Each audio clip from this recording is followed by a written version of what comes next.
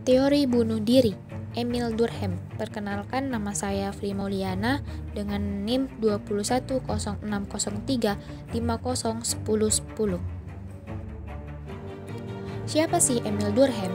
David Emil Durkheim dilahirkan 15 April 1858 di Epinal, Rouyn, Prancis dan meninggal 15 November 1917 di umur 59 di Paris. Durkheim adalah mahasiswa yang cepat matang. Beliau masuk ke École Normale Supérieure pada 1879, lulus pada 1882. Tahun 1893, beliau menerbitkan aturan-aturan metode sosiologis dan akhirnya pada 1896 beliau menerbitkan Bunuh Diri. Tahun 1895, Durkheim menerbitkan buku keduanya, yaitu The Rules of Sociological Method. Tahun 1896 diangkat menjadi profesor penuh untuk pertama kalinya di bidang Prancis dalam bidang ilmu sosial. Tahun 1987 menerbitkan buku ketiganya yang berjudul Suicide dan mendirikan jurnal ilmiah pertama tentang sosiologi. Tahun 1912 menerbitkan karya keempatnya, yaitu The Elementary Form of Regulus Life. Tahun 1913 kedudukannya diubah menjadi profesor penuh ilmu pendidikan dan sosiologi. Asumsi dasar Durkheim. Durkheim berasumsi bahwa fakta-fakta sosial yang menjelaskan mengapa satu kelompok mempunyai angka bunuh diri lebih tinggi daripada kelompok lainnya. Durkheim mengajukan dua cara yang berkaitan dalam mengevaluasi angka bunuh diri. Pertama adalah membandingkan masyarakat-masyarakat yang berbeda serta tipe-tipe kolektivitas lainnya. Dan yang kedua adalah dengan menilai perubahan-perubahan angka bunuh diri dalam kolektivitas yang sama seiring dengan perjalanannya waktu. Durkheim juga menyimpulkan bahwa faktor-faktor kritis dalam perbedaan-perbedaan pada angka-angka bunuh diri ditemukan pada perbedaan-perbedaan di level fakta-fakta sosial kelompok-kelompok yang berbeda juga, yang mempunyai sentimen-sentimen kolektif yang berbeda, yang menghasilkan arus-arus sosial yang berbeda. Arus-arus sosial itulah yang mempengaruhi keputusan-keputusan individu-individu tentang bunuh diri.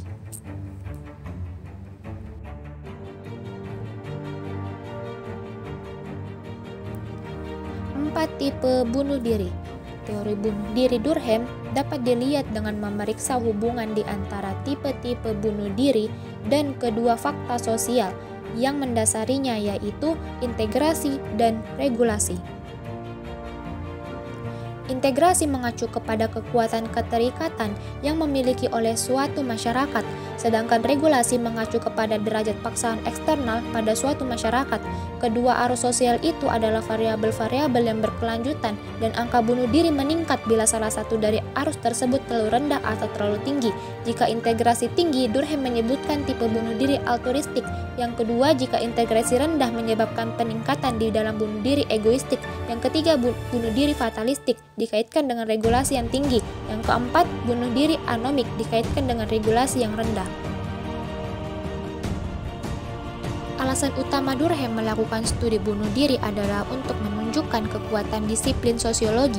Menurut Durkheim, peristiwa-peristiwa bunuh diri sebenarnya merupakan kenyataan-kenyataan sosial tersendiri yang karena itu dapat dijadikan sarana penelitian dengan menghubungkan terhadap struktur sosial dan derajat integrasi sosial dari suatu kehidupan masyarakat. Bunuh diri sebagai fakta sosial. Yang pertama, hubungan antara solidaritas sosial dan bunuh diri sebagai salah satu upaya untuk membuktikan tentang fakta sosial. Yang kedua, definisi Durkheim tentang bunuh diri. Semua kasus kematian yang disebabkan baik secara langsung maupun tidak langsung oleh tindakan positif atau negatif pada pelakunya, dan sang pelaku tahu bahwa tindakan itu akan menyebabkan kematian. Pandangan Durkheim. Yang pertama, berdasarkan data statistik yang dikumpulkan, terlihat adanya hubungan antara kasus bunuh diri dengan ciri-ciri sosial pelakunya, yaitu jenis kelamin, agama, usia, asal negara pelaku bunuh diri. Yang kedua, peningkatan angka bunuh diri yang terus meningkat dari tahun ke tahun. Yang ketiga, membangun argumentasi bahwa bunuh diri bukanlah sekedar dampak dari penyimpangan psikologis. Yang keempat, membangun penjelasan penyebab bunuh diri secara sosiologis. Yang kelima, semua proporsi tafsir lainnya ditolak, tetapi sebagian diterima. Durkheim mengaku bahwa bunuh diri bukan merupakan gejala yang lepas dari pengaruh gejala-gejala di luar sosial. Bunuh diri egoistik ditemukan dalam masyarakat-masyarakat atau kelompok-kelompok tempat individu tidak terintegrasi dengan baik ke dalam unit-unit sosial yang lebih besar. Kurangnya integrasi tersebut menyebabkan perasaan bahwa individu tersebut bukan bagian dari masyarakat, serta hal ini juga berarti bahwa masyarakat tersebut bukan bagian dari sang individu.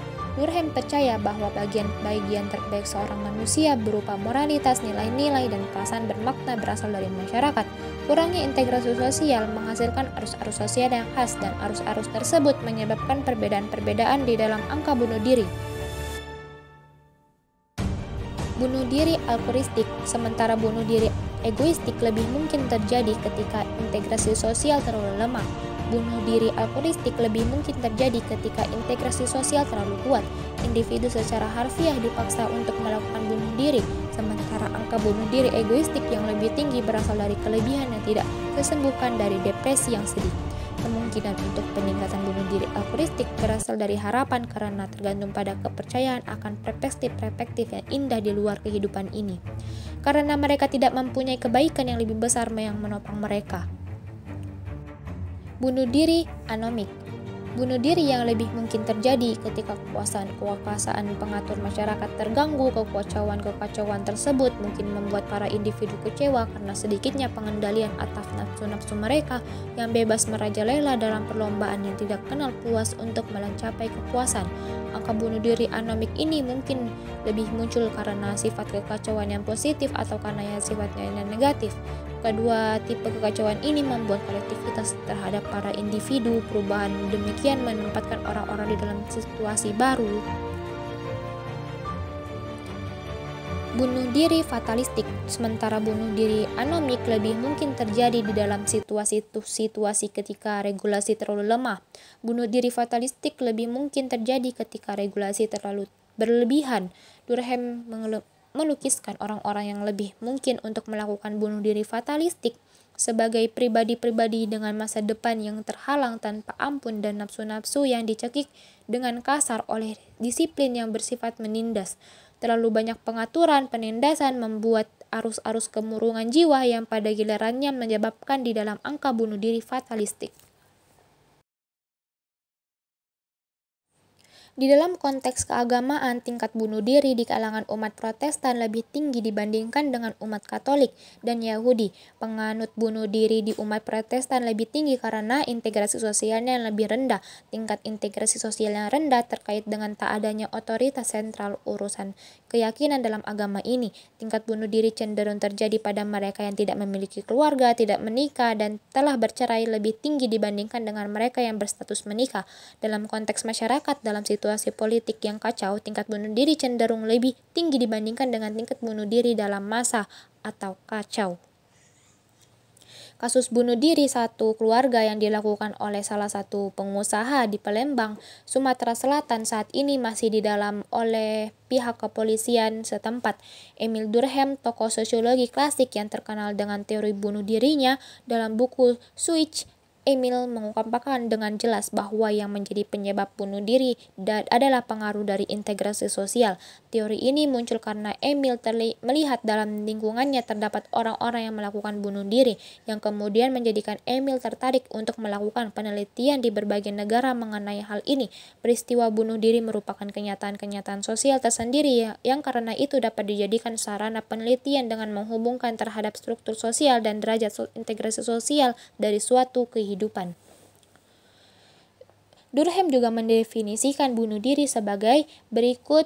Bunuh diri istilah diterapkan untuk semua kasus kematian yang diakibatkan secara langsung ataupun tidak langsung dari tindakan positif atau negatif dari korban sendiri yang dia tahu akan menghasilkan hasil ini.